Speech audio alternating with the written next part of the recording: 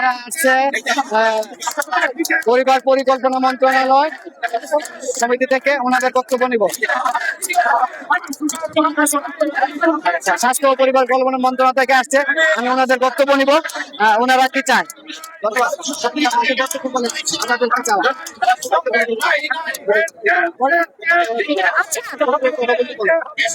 গণপ্রজাতন্ত্রী বাংলাদেশ সরকারের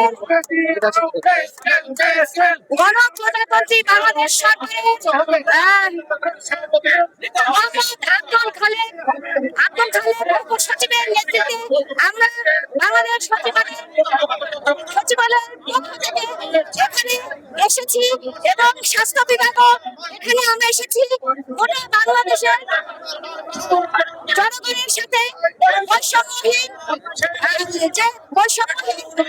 আমাদের সাথে যে বৈষম্যহীনতা করা হচ্ছে, যে কর্মচারীদের সাথে বৈষম্যহীনতা করা হচ্ছে, তাদের সাথে আমরা একত্রতা ঘোষণা করার জন্য বাংলাদেশ সচিবালয় কর্মচারী সেক্রেটারি সার্ভিস অ্যাসোসিয়েশন থেকে এখানে এসেছি।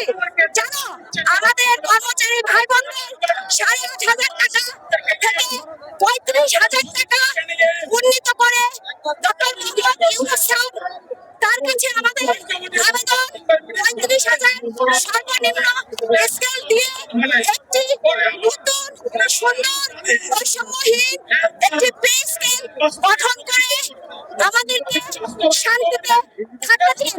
আপনি শান্তিতে নোবেল বিজয়ী, আপনার শান্তিতে নোবেল বিজয়ী ডক্টর মোহাম্মদ ইউনূস স্যার, আমাদের জনগণ শান্তিপ্রিয়, আমরা শান্তি চাই। আপনি আমাদের মুখের দিকে তাকিয়ে, বাজার দরের দিকে তাকিয়ে, মূল্যস্ফীতির দিকে তাকিয়ে সর্বনিম্ন 35,000 স্কেল, আমরা 11 বছর ধরে আমরা স্কেল পাচ্ছি না, দুটো স্কেল আমরা সর্বনিম্ন 35,000 টাকা স্কেল আপনি মাননীয় উপদেষ্টা মহোদয় 15 তারিখের মধ্যে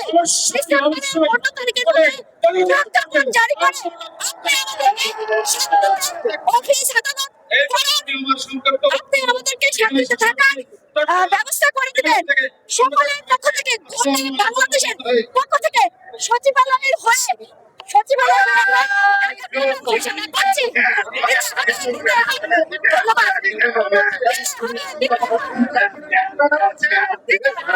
আমরা একজনের কাছে জানতে চাইবো সরকারের কাছে ওদের চাওয়া পাওয়া কি। বিসমিল্লাহির রহমানির রহিম।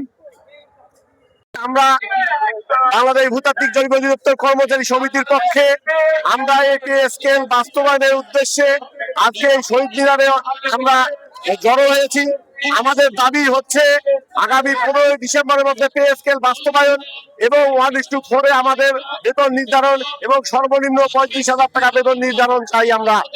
এবং সরকারের কাছে আমাদের আকুল আবেদন যে আমাদের এই বেতনে আমাদের কর্মচারী ভাই ও বোনেরা এই টাকা দিয়ে আমাদের মাসিক খরচ সবকিছু বিবেচনায় নিয়ে আমাদেরকে একটি সুন্দর একটা পে স্কেল উপহার দেবেন, এই আমি আশাবাদ ব্যক্ত করি। আমাদের পেপার দিয়ে সবার মনের আকাঙ্ক্ষা পূরণ করবে এই আশাবাদ ব্যক্ত করছি।